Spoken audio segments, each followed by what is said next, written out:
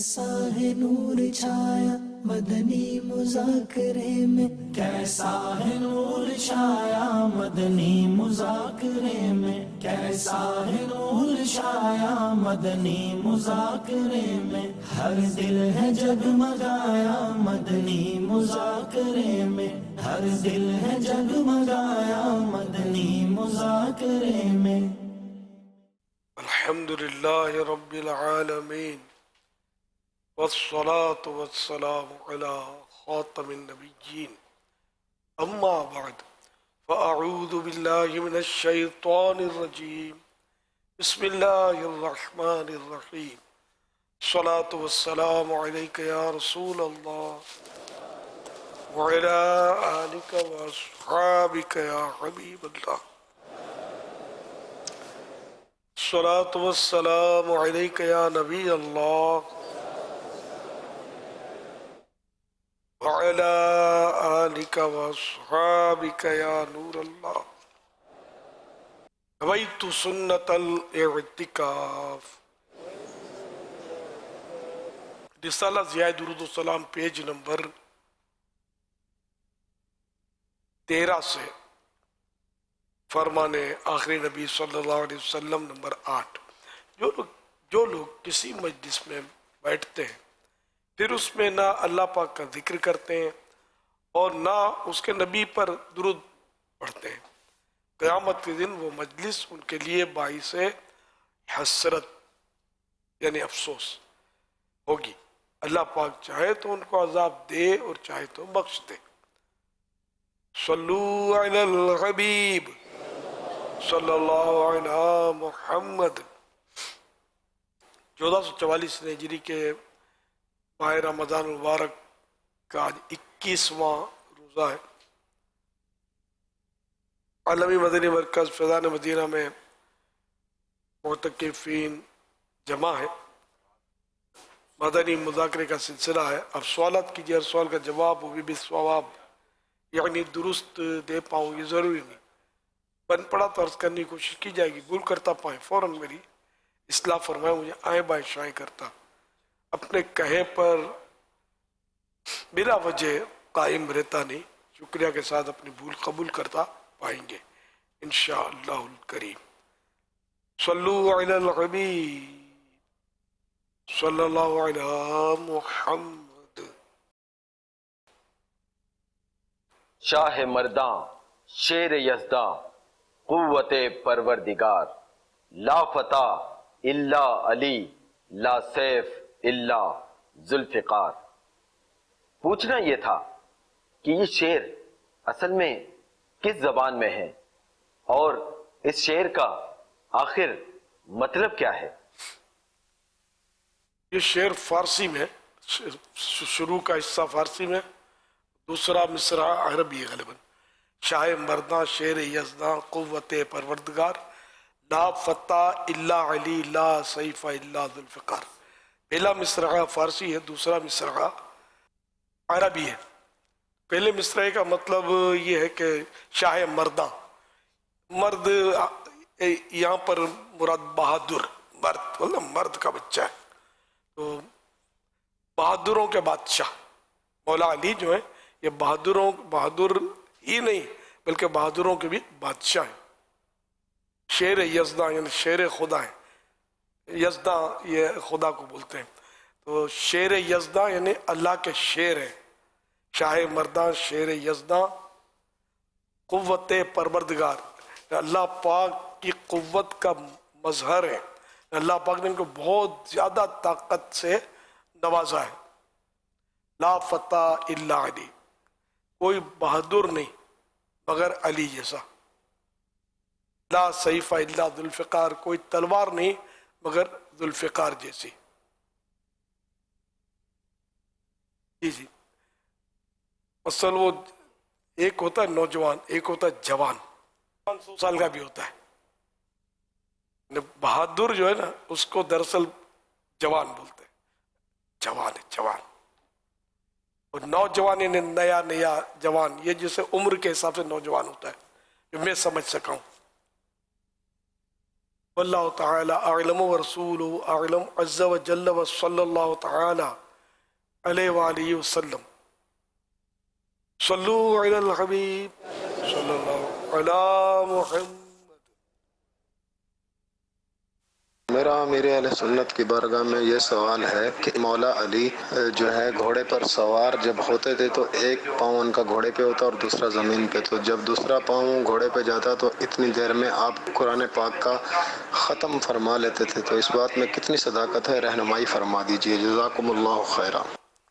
گھوڑے کے ایک پیڈل پر جب قدم مبارک رکھتے تھے نا، پیڈل رکاب اسکوٹر کے جیسے پیڈل ہوتے ہیں تو گھوڑے کے بھی پیڈل ہوتے ہیں، پاؤں رکھنے کے حلقے، تو ایک حلقے میں ایک پیڈل میں پاؤں مبارک رکھتے تھے تو تلاوت شروع کرتے تھے، اور پھر یوں کر کے دوسرا پاؤں پیڈل پہ لاتے، تو اس معمولی 2 سیکنڈ لگتے ہوں گے، تو اس میں ہی آپ قرآن کریم پورا ختم کر لیتے تھے.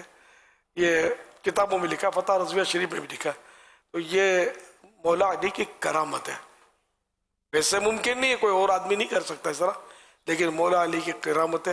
حضرت داؤد علیہ نبینا علیہ صلاۃ والسلام بھی بہت قلیل وقت میں زبور شریف کی تلاوت کر لیتے تھے، تھوڑے سے وقت میں. اور زبور شریف قرآن کریم کی جتنی ضخامت ہے نا، اس سے شاید 8 گنا ہے، یہ مطلب زیادہ گناہ ہے. زبور شریف بھی اللہ کا کلام ہے، قرآن کریم بھی اللہ کا کلام ہے. ہمارا ایمان اللہ کے ہر کلام پر ایمان ہے، اور قرآن کریم پر ہمیں عمل کرنا ہے. صلو علی الحبیب صلی اللہ علی محمد. سنت کی بارگاہ میں یہ سوال ہے کہ آپ کی کبھی نجف شریف کی حاضری ہوئی ہے؟ الحمدللہ ہوئی. میرا سوال فطرہ کے متعلق ہے. ایک شخص اتنا غریب تھا کہ اپنا گھر نہ تھا، اپنی بہن کے گھر رہ رہا تھا. اب 5 سال کے بعد اس کا اپنا گھر ہے اور وہ سابقہ 5 سال کا فطرہ ادا کرنا چاہتا ہے. وہ کتنی رقم کا اعتبار کرے، موجودہ یا سابقہ فطرہ رقم؟ جواب ارشاد فرمائیے گا. اول تو یہ دیکھیں کہ ان 5 سالوں میں فطرہ واجب تھا یا نہیں. اگر آپ صاحب نصاب تھے تو فطرہ واجب تھا، تو جس سال فطرہ واجب تھا اس سال جو رقم بنتی تھی ہے نا، اتنی رقم آپ نے ادا کرنی ہے. 5 سال میں دیکھ لیں. اب اس سال جیسے سب سے کم رقم 320 بنتی ہے گندم کے حساب سے، پچھلے سال اس سے کم تھی 170 تھا، اس بار 320 مہنگائی. تو اسی طرح یہ کہ اس سے پچھلے سال اس سے کم تھی، شاید 100 روپے تھی. تو یہ جو بھی مطلب یعنی کہ بنتا ہو فطرہ وہ حساب لگا لیں آپ. اور کشمش کا بھی اسی طرح حساب لگا سکتے ہیں. اجوا شریف کھجور سب سے زیادہ قیمتی فطرہ یہ ہے. اور فرنیچر بہتر سے بہترین لیا جاتا ہے، کھانے کی ڈش بھی زیادہ عمدہ ہو تو بھاتی ہے. تو اسی طرح فطرہ بھی زیادہ بھانا چاہیے کہ اس میں ثواب زیادہ ملے گا، جنت کی نعمتیں انڈرسٹوڈ کے زیادہ ملیں گی. صلو علی الحبیب. میرے امیر علیہ سنت کی بارگاہ میں سوال ہے کہ اگر کوئی داڑھ کو سن کروانے کے لیے اس کے اندر ٹیکا لگایا جائے تو کیا اس سے روزہ ٹوٹ جائے گا؟ یہ داڑھ میں دانت نکالنے کے لیے سن کرنے کے لیے لگاتے ہیں، تو یہ ٹیکا لگنے سے وہ جاتا تو داڑھ وہ مسوڑے میں گوشت کے اندر ہی جاتا ہے، تو حلق میں بظاہر تو جاتا نہیں ہے. اگر یہ حلق میں بھی کچھ جاتا ہے، اس کا حصہ یہ ڈاکٹر ہی بتا سکتا ہے. تو حلق میں نہیں جاتا، صرف داڑھ گوشت میں جاتا ہے، پھر تو کوئی حرج نہیں ہے. حلق میں اگر اترتا ہے نیچے تو پھر مسئلہ کھڑا ہوگا روزے ٹوٹنے کا. البتہ داڑھ اگر اکھڑوانی ہے تو خون حلق میں نہ جائے، یہ بہت مشکل کام ہے. روزے میں اکھڑوانی تو نہیں چاہیے. اگر درد کی وجہ سے لگایا تو اور بات ہے، پین کلر. صلو علی الحبیب صلی اللہ علی محمد. سر میرا سوال یہ ہے، اگر کوئی روزے دار سفر کے دوران روزہ افطار ہو گیا ہے، وہ پیچھے فون کر کے پوچھتا ہے اپنے علاقے میں، اس وقت کے حساب سے افطار کرنا چاہیے کہ جہاں پہ وہ موجود ہے وہاں مطلب کرنا چاہیے اس وقت؟ جہاں موجود ہے وہاں سورج ڈوبنے کا اعتبار ہے، وہیں کے حساب سے روزہ افطار کریں. نماز کا کیا کریں گے؟ 12 گھنٹے کا بھی فرق ہوتا ہے. تو اپنے وطن کے حساب سے نماز پڑھیں گے تو وہاں زہر ہو رہی ہوگی، آپ کی عشاء ہو رہی ہوگی. تو جہاں موجود ہیں وہیں کے نماز روزے کے اوقات ہیں، ٹائمنگ ہے. صلو علی الحبیب صلی اللہ صلی اللہ تعالی علی محمد. قرآن کریم کے تعلق سے کچھ سوالات آپ سے کرنے ہیں. وضو نہ ہو تو کیا موبائل سے تلاوت قرآن پاک کر سکتے ہیں؟ وضو نہ ہو تو موبائل سے بھی کر سکتے ہیں اور زبانی بھی کر سکتے ہیں. موبائل میں قرآن پاک ہو تو کیا موبائل کو واش روم میں بھی لے جا سکتے ہیں؟ موبائل میں قرآن کریم ایکچولی ہوتا نہیں ہے. جب اس کو آن کرتے ہیں، مخصوص بٹن دباتے ہیں، اس کا جو بھی ٹچ کرتے ہیں، تو اس وقت یہ نظر حروف آتے ہیں. یہ عکس ہے، اوریجنل لکھائی تو ویسے بھی نہیں ہے یہ. اس لیے وہ اصل ادب بے ادبی کا تعارف اکثر اس پہ ہوتا ہے عرف پر. عرفاً اس میں کوئی مطلب ہے کہ بے ادبی اس کو بولتا نہیں ہے. باہر رکھیں گے تو پھر کسی چور لاکو کا کام ہو جائے گا نا، قیمتی چیز ہے. ہاں اسکرین پر شو نہیں ہونا چاہیے، اس وقت آف ہو. یعنی اگر موبائل فون آف ہے تو واش روم میں لے جانے میں حرج نہیں ہے. آف سے مراد تو بالکل آف کر دیا. جیسے کہ یہ میرا موبائل ہے، اب یہ اسکرین میں نے یہ بند کر دی تو اب یہ اسکرین پر شو نہیں ہو رہا، اور یہ جیسے میں نے کیا تو یہ اسکرین پر کچھ شو ہو رہا ہے. تو اسکرین پر شو ہونے سے کیا مراد؟ یعنی موبائل فون ہی پورا آف کر کے لے جائے، یا اسکرین پر وہ اس وقت قرآن کریم کی آیات نظر نہ آتی ہوں؟ اسکرین پر اس وقت قرآن کریم کی آیات نظر نہ آتی ہوں تو واش روم میں لے جانے میں حرج نہیں ہے. لیٹ کر تلاوت قرآن کر سکتے ہیں؟ پاؤں سمیٹ کر سکتے ہیں. بے وضو کیا زبانی تلاوت قرآن کر سکتے ہیں؟ کر سکتے ہیں. قرآن مجید حفظ کر کے بھول گئے تو کیا گناہ ہوگا؟ بلا دیا گیا، اس میں گناہ ہوگا. کیا صرف 786 لکھنے سے بھی ہمیں برکات حاصل ہوں گی؟ بے عین ہی بسم اللہ الرحمن الرحیم تو یہ نہیں ہے. جیسے قرآن کریم پڑھنے سے پہلے وہ 786 لفظ بولے تو سنت تو ادا نہیں ہوگی، بسم اللہ کہنے کی. لیکن یہ کہ علم الاعداد کے حساب سے یہ بسم اللہ الرحمن الرحیم کے عدد ہیں. اب یہ نہیں پتا کہ اس کی فضیلت کیا ہے. انڈرسٹوڈ؟ ہاں. کیا قرآن پاک پر کوئی چیز رکھ سکتے ہیں؟ نہیں رکھ سکتے. کپڑے، یعنی یہاں تک کہ اگر قرآن کریم کسی باکس میں ہے اس کے اوپر بھی کپڑا نہیں رکھ سکتے. کسی کے ہاتھ سے اگر قرآن پاک چھوٹ جائے تو کیا کفارہ ہے؟ کوئی کفارہ نہیں ہے، کیونکہ جان بوجھ کر مسلمان ایسا کر نہیں سکتا. نعوذ باللہ کسی نے حقارت کے ساتھ قرآن شریف زمین پر دے مارا وہ تو کافر ہو جائے گا. لیکن یہاں جو زمین ہاتھ سے نکل گیا اور زمین پر آ گیا قرآن کریم تو مسلمان تو گھبرا جاتا ہے، یہ اب کیا کفارہ ہے پوچھنے نکلتا ہے. کفارہ نہیں ہے کوئی، اس کا گناہ بھی نہیں ہے، کیونکہ یہ خود بیچارہ پریشان ہو گیا، جان بوجھ کر تو اس نے کیا ہی نہیں. اٹھاتے ہیں اور چومتے بھی ہیں اور گھبرا بھی جاتے ہیں، اور یہ ساری چیزیں ہوتی ہیں. یہ ایمان کی مضبوطی کی علامت ہے اور خوف خدا کی بہت پیاری نشانی ہے کہ اللہ کا کلام، میرے رب کا کلام، یہ کیسے نیچے آ گیا. کم از کم کتنے دن میں قرآن پاک ختم کرنا چاہیے؟ اس کی مختلف مطلب ہے اقوال ہیں. اب مولا علی مشکل کشا کرم اللہ وجہ الکریم کا تو ابھی ہم نے سنا کہ ایک رکاب میں قدم مبارک رکھا، دوسرے اتنے قلیل وقت میں، تو یہ ان کا حصہ تھا. اور یہ بھی ہے نا کہ جس نے 3 دن میں پڑھا اس نے سمجھا ہی نہیں. تو اب یہ کہ اپنی اپنی کیفیات، کیٹیگریز، کوالٹیز کے مطابق ہوتا ہے. عام پبلک جو ہے نا یہ تو 3 دن میں پڑھے یا 30 دن میں پڑھے، اس صحیح سمجھتی تو ذرا سمجھتی نہیں ہے کہ یہ کیا فرمایا جا رہا ہے. تاہم یہ کہ اس طرح پڑھنا ہے کہ ہر حرف اپنے مخرج سے ادا ہو جائے. اب یہ عوام جلدی پڑھتی ہے تو پھر وہ جس طرح پڑھتی ہے حروف چبا جاتی ہے. یہ اس طرح حروف چبا کر پڑھنا یہ تو حرام ہے، اور لوگ اس طرح پڑھ رہے ہوتے ہیں. حد کیا ہے، کتنے دن میں ختم کر لینا چاہیے؟ 40 دن کا بزرگوں نے فرمایا. نہیں، بعض بزرگ یہ کہتے تھے کہ 40 دن ہو گئے اور ہم نے ابھی تک اپنے رب کا کلام پورا نہیں پڑھا. افسوس کا اظہار کرتے تھے اگر کبھی ان کے ساتھ ایسا ہو جائے تو. وہ 40 دن سے پہلے پڑھا تو گناہ نہیں ہے. ماہ رمضان میں 40 دن ہوتے نہیں ہیں. زیادہ سے زیادہ 40 دن کے اندر ایک ختم کر دیں، یہ بھی بزرگوں کے ایک عمل سے.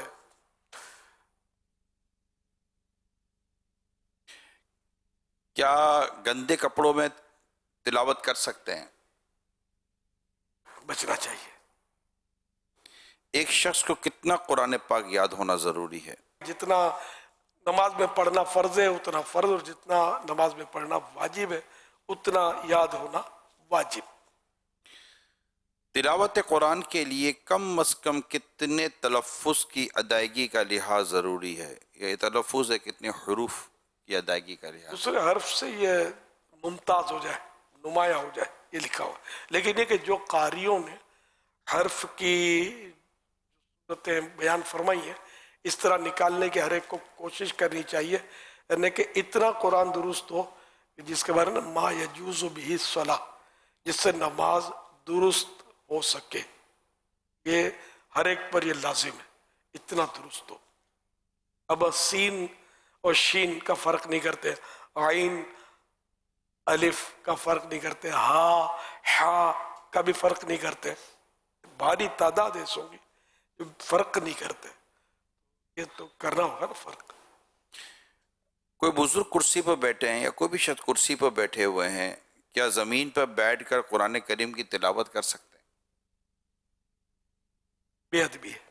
اگر کوئی قریبی کرسی پر بیٹھا ہوا ہے، کوئی زمین پر بیٹھے تلاوت کر رہا ہے، تو اب اگر کرسی پر بیٹھنے والا بیچارہ اپنی مجبوری سے بیٹھا ہے تو تلاوت کرنے والے کو چاہیے کہ کوئی اور جگہ چلا جائے، ہاں فاصلہ کر لے. مساجد میں اس وقت کرسیوں پر بیٹھنے کی کیونکہ تعداد بڑھ رہی ہے تو لوگ کرسی پر بیٹھ کر، جس کو نیچے بیٹھ کر نماز جو نہیں پڑھتے، جو کرسی پر بیٹھ کر نماز پڑھتے ہیں، تو یہ عموماً قرآن کریم بھی کرسی پر بیٹھ کر ہی پڑھ رہے ہوتے ہیں. تو اب جیسے ایک صف بنی ہوئی ہے تو لوگ جیسے ماہ رمضان میں تلاوت کرنے کا رجحان بڑھ جاتا ہے، تو کیا کرسی پر ایک بیٹھ کر قرآن پڑھ رہا ہو، اس کی مجبوری ہے کہ وہ نیچے نہیں بیٹھ رہا، تو اب اس کے ساتھ کوئی نیچے بیٹھ کر پڑھ رہے گا تو اس کے ساتھ پہ ایک دو کرسی والا بیٹھ کر پڑھ رہے ہوں گے، تو جیسے لائن لگی ہوئی ہے. تو اگر اس طرح مساجد میں کہیں ہو رہا ہو تو کیا یہ درست نہیں رہے گا؟ اصل در و مدار وہی ہے جو ارشاد فرمایا عرف کے اوپر ہے. تو بالکل ساتھ وہ بیٹھا ہوا ہے اس کے پاؤں کے پاس، تو اس کو دیکھ کے کوئی بھی تعجب کا کرے گا کہ یہ کیا ہو رہا ہے. تو اگر کچھ فاصلے پہ وہ بیٹھا ہوگا تو پھر اس سے وہ محسوس نہیں ہوگا کہ بے ادبی ہو رہی ہے. تو ایسے مقام پہ کچھ فاصلے پر وہ بیٹھ کر پڑھے. قرآن کریم کے درست پڑھنے کے تعلق سے بھی اور اس کے ادائیگی کے تعلق سے بھی آپ نے ماشاءاللہ رہنمائی فرمائی ہے.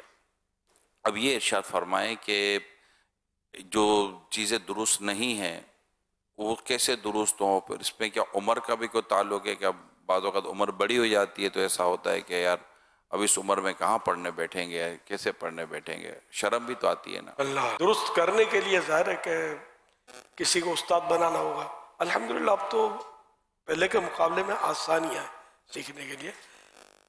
دعوت اسلامی کے مدارس المدینہ موجود، مدارس المدینہ بالغان بھی موجود ہیں. بغیر کوئی ہم تو پائی پیسہ تو لیتے نہیں ہیں، فی سبیل اللہ پڑھاتے ہیں، تو ان میں پڑھ لیں. آن لائن سروس بھی ہے قرآن کریم پڑھانے کی، ان میں پڑھ لیں. سیکھنا تو ہوگا. مطلب اب عمر بڑی ہو گئی تو زیادہ کوشش کی جائے کہ قبر میں اس حال میں پہنچوں کہ مجھے قرآن کریم پڑھنا آتا ہو. ایسا نہ ہو کہ میں بالکل یعنی کہ ان پڑھ. ظاہر ہے جب میں تو یہ کہا کرتا ہوں کہ پڑھا لکھا اس کو کہا جاتا ہے کہ جو دنیاوی تعلیم سے ہے پڑھا لکھا. میں تو پڑھا لکھا اس کو کہتا ہوں کہ جو قرآن کریم دیکھ کر درست پڑھ سکے. کیونکہ یہ پڑھا لکھا کس بات کا کہ جس کو قرآن کریم دیکھ کر بھی پڑھنا نہیں آتا. یہ چوٹ کرنے کے لیے کہہ رہا ہوں نا، عرفاً اسی کو پڑھا لکھا کہتے ہیں. تو قرآن کریم دیکھ کر تو کم از کم پڑھنا ہے.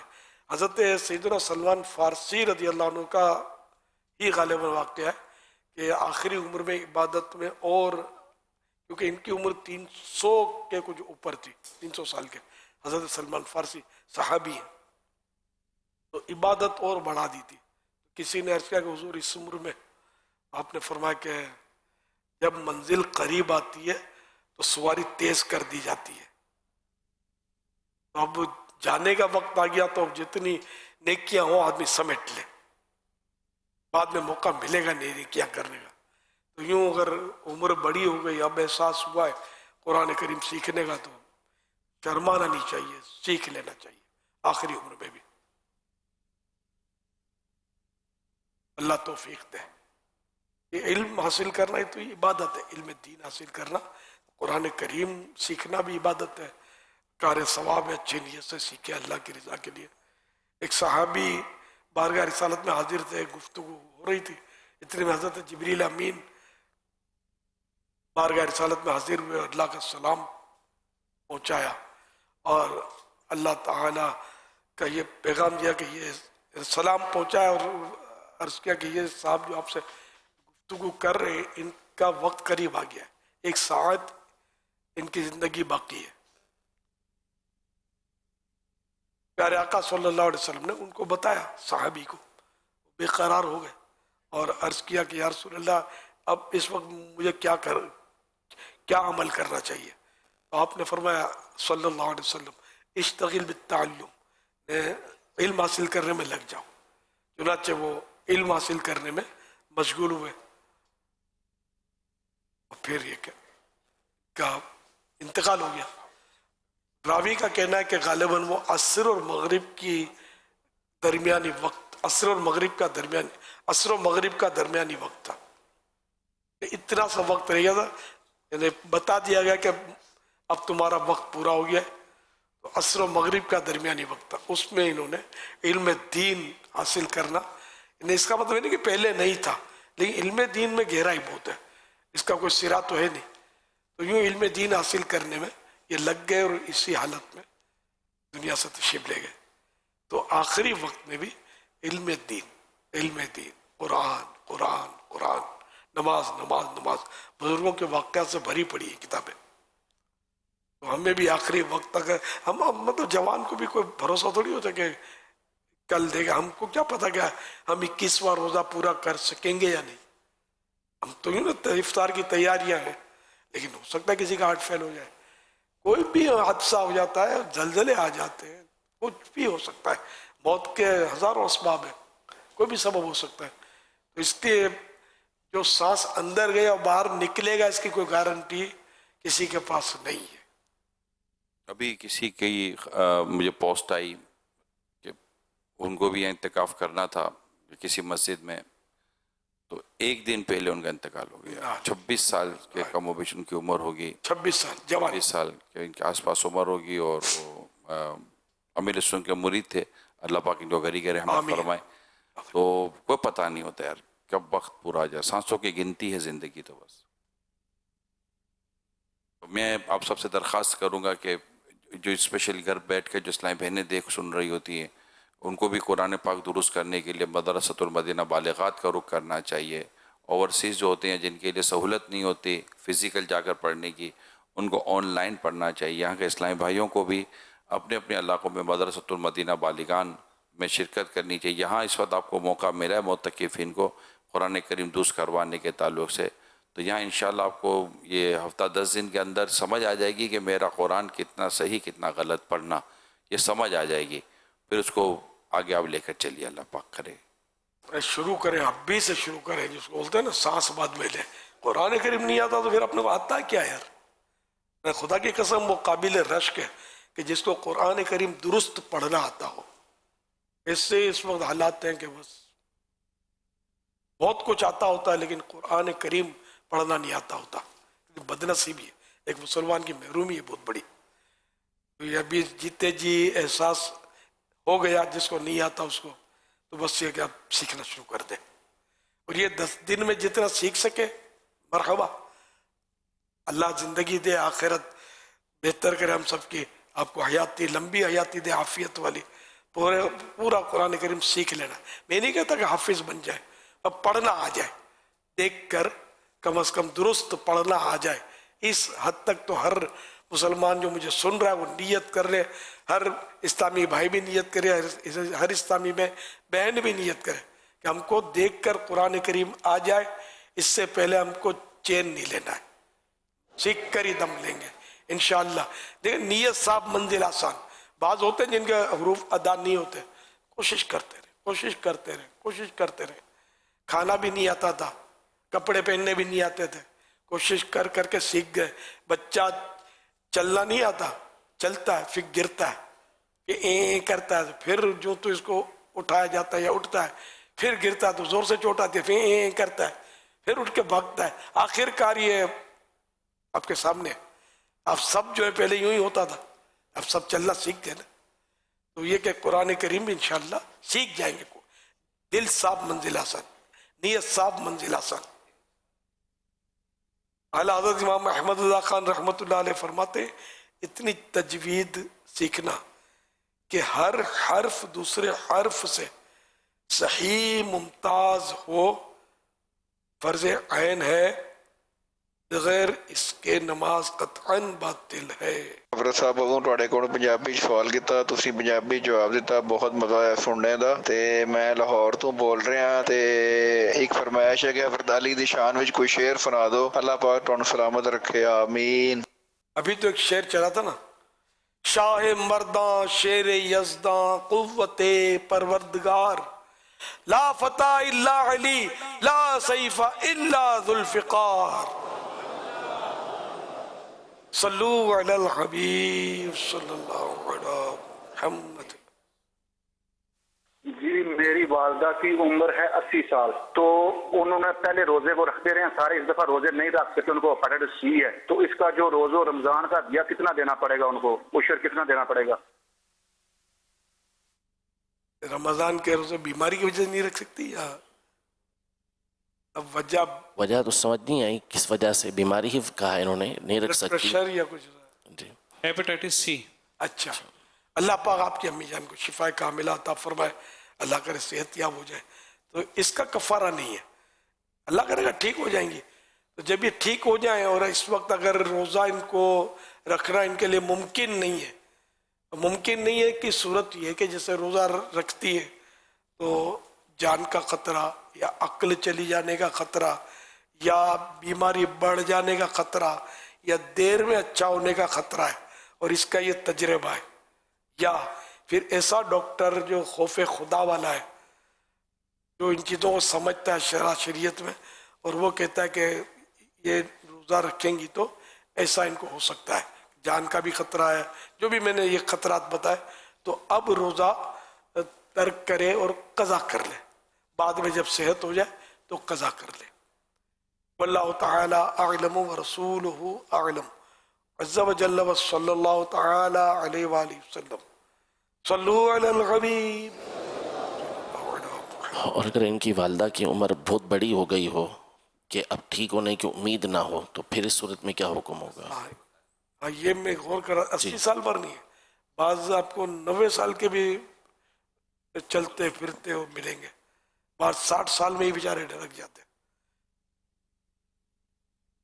अब अगर अम्मी आपकी इतनी ज़ईफ़ा है कि आइंदा मतलब इनमें अब रोज़ा रखने की ताकत आने की कोई उम्मीद ही नहीं है, ज़ाहिर ही उसकी कैफियत ये बताती है, तब तो मतलब ये कि हर रोज़े के बदले एक सदका फितर दे दिया जाए। इसमें हेपाटाइटिस सी या बीमारी का कोई वो नहीं है, ऐसी बुढ़ापे की वजह से ऐसी कमज़ोर हो चुकी है, और अगर बुढ़ापे की वजह से कमज़ोर नहीं है, सिर्फ बीमारी की वजह से वो कमज़ोर पड़ गई है, और उम्मीद है कि आइंदा ये जब बीमारी चली जाएगी तो फिर ये चलती फिरती हो जाएंगी और रोज़ा रखने के काबिल हो जाएंगी, तब तो कफ़ारा नहीं है। कफ़ारा इसी सूरत में कि आइंदा इनके बुढ़ापे की वजह से जो कमज़ोरी आई है वो दूर होने की उम्मीद नहीं है। तो अब यह कि हर रोज़े के बदले एक सदका फित्र जितनी जो मिक़दार है ये किसी ऐसे फ़कीर को दे दे कि जो मतलब ज़कात जिसको दी जा सकती है। सोशल मीडिया के ज़रिए जो सवालात आ रहे हैं, بیوی اپنے شوہر کو زکوٰۃ دے سکتی ہے؟ نہیں دے سکتی. شوہر بیوی کو زکوٰۃ دے سکتا؟ نہیں دے سکتا. قرآن کریم کو کیا غلاف میں رکھ سکتے ہیں؟ احترام ہے اس کا، اچھی بات ہے. بخار کی حالت میں روزہ چھوڑ سکتے ہیں؟ بخار اگر اتنا ہے کہ بڑھ گیا ہے، یہ اگر روزہ رکھیں گے تو جان چلی جائے گی یا عقل چلی جائے گی یا بخار بڑھ جائے گا یا دیر میں اچھا ہوگا. اس کو خود اپنا یا تو تجربہ ہے، بخار والے کو یا تو اپنا تجربہ ہے یا کوئی ایسا ڈاکٹر جو خوف خدا والا ہے، شریعت کے مسئلے سمجھتا ہے، اور پھر وہ کہتا ہے کہ بھئی ڈاکٹری ہماری یہ کہتی ہے کہ یہ جو خطرات میں نے بتایا یہ چاروں میں سے کوئی خطرہ ہے، اس کو روزہ مت رکھو، تب روزہ نہ رکھے اور بعد میں قضا کر لے، ورنہ تھوڑا بہت بخار تو چلتا رہتا ہے، روزہ بھی چلتا رہتا ہے. روزے کی حالت میں کسی نے قصداً گناہ کر کے روزہ توڑا تو اس کے لیے کیا احکامات ہیں؟ جاری کر دی، کوئی کھا لیا پی لیا، جو جتنی چیزوں کا منع ہے. جو کوئی رات ہی سے رمضان کے ادا روزے کی نیت کر چکا ہو اور پھر صبح یا دن میں کسی بھی وقت، بلکہ اگر افطار سے ایک لمحہ بھی پہلے کسی صحیح مجبوری کے بغیر کسی ایسی چیز جس سے طبیعت انسانی نفرت نہ کرتی ہو، مثلا کھانا پانی، چائے، پھل، بسکٹ، شربت، شہد، مٹھائی وغیرہ وغیرہ سے عمدن یعنی جان بوجھ کر روزہ توڑ ڈالے، تو اب رمضان شریف کے بعد اس روزے کی قضا کی نیت سے ایک روزہ رکھنا ہوگا اور اس کا کفارہ بھی دینا ہوگا. روزہ توڑنے کا کفارہ یہ ہے کہ ممکن ہو تو ایک باندی یا غلام آزاد کرے، اور اب غلام باندی کا دور نہیں ہے، ٹھیک ہے نا. اور یہ نہ کر سکے، مثلا اس کے پاس نہ لونڈی غلام ہے، نہ اتنا مال کے خرید سکے، یا مال تو ہے مگر غلام میسر نہیں، جیسا کہ آج کل لونڈی غلام نہیں ملتے، تو اب پے در پے 60 روزے رکھے. یاد رہے اگر سنہ ہجری کے مہینے کی پہلی سے شروع کریں تو 2 ماہ پورے روزے رکھیے. ہو سکتا ہے کہ دونوں مہینے 29 کے ہوں تو 58 روزوں سے 58 روزوں سے کفارہ ادا ہو جائے گا.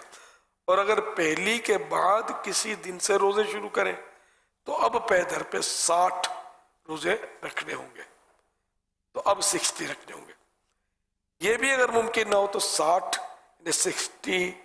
مسکینوں کو پیٹ بھر کر دونوں وقت کھانا کھلائے. یہ اسی صورت میں کہ روزے 60 روزے یا جو بھی طریقہ بتایا وہ ممکن نہ ہو، تو اب یہ آپشن ہے کہ 60 مسکینوں کو پیٹ بھر کر دونوں وقت کھانا کھلائے. یہ ضروری ہے کہ جس کو ایک وقت کھلایا دوسرے وقت بھی اسی کو کھلائے.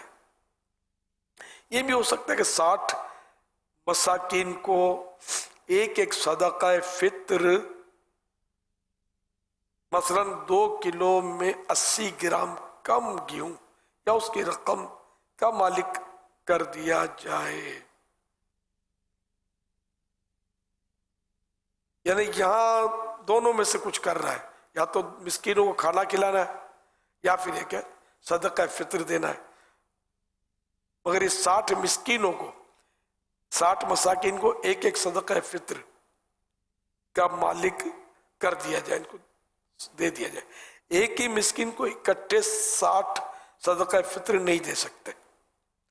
ہاں یہ کر سکتے ہیں کہ ایک ہی کو 60 دن تک روزانہ ایک صدقہ فطر دے. روزوں کی صورت میں دوران کفارہ اگر درمیان میں ایک دن کا بھی روزہ چھوٹ گیا تو پھر نئے سرے سے 60 روزے رکھنے ہوں گے. پہلے کے روزے شامل حساب نہ ہوں گے. اگرچہ 59 رکھ چکا تھا، چاہے بیماری وغیرہ کسی بھی عذر انہیں مجبوری کے سبب چھوٹا ہو.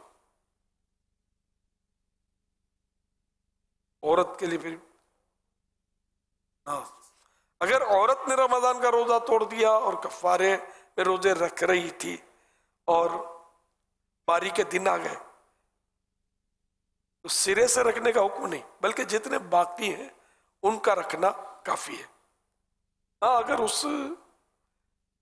اس عذر کے بعد آئسہ ہو گئی، یعنی اب ایسی عمر ہو گئی کہ اس کو باری کے دن نہیں آئیں گے، تو سرے سے رکھنے کا حکم دیا جائے گا کہ اب وہ پے در پہ 2 مہینے کے روزے رکھ سکتی ہے. اور اگر اثناء کفارہ کے روزے رکھنے کے دوران عورت کے بچہ ہوا تو سرے سے رکھے. عائشہ کی عمر کم سے کم 9 برس کی عمر سے وہ شروع ہو سکتی ہے وہ چیز باری والی، اور انتہائی عمر اس کی 55 سال ہے. یعنی 55 سال کی عورت عائشہ، اور اس عمر کو سن ایاس کہتے ہیں. یہ معلومات کے لیے 55 یا 55 ایئرس کی جب عورت ہوتی ہے تو پھر یہ کہ یہ ہجری سن کے حساب سے تو یہ عائشہ الف سے عائشہ نہیں ہے، الف سے عائشہ یہ ہو جاتی ہے. پھر اس کو وہ باری کا جو معاملہ ہے وہ اس کو پیش نہیں آتا. صلو علی الحبیب صلی اللہ علیہ محمد. جی یہ ارشاد فرمائیے کہ جو عمرے سے آتے ہیں لوگ تو انہیں لوگ ہار پہناتے ہیں، تو کہتے ہیں یہ ہار جو ہم کو یہ جو ہار جو پہنائے گئے ہیں عمرے سے آنے والے کو، وہ ہار کا کیا کریں؟ ہار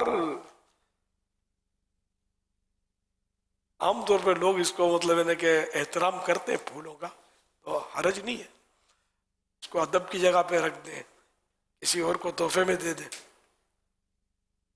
اور اگر کسی نے ادھر ادھر ڈال بھی دیا تو گناہگار نہیں کہیں گے اس کو.